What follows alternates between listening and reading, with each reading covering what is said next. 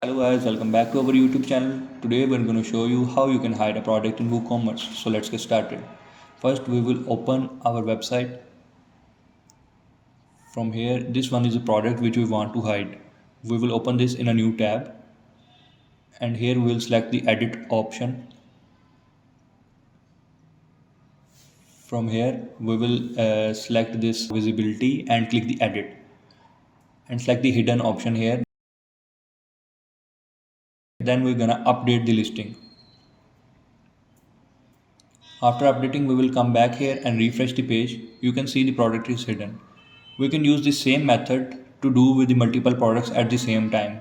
For that, we will go here on the products and select the products we want to hide. After selecting the products, we will go here and scroll up and select the bulk action. Here we select the edit option and click apply. Here this edit section will appear in front of you. From here I will select the visibility option here and click the hidden. Then I will simply go and up scroll down and update this, and the products will be hidden. And this was the video. Hope you like the video. Thanks for watching.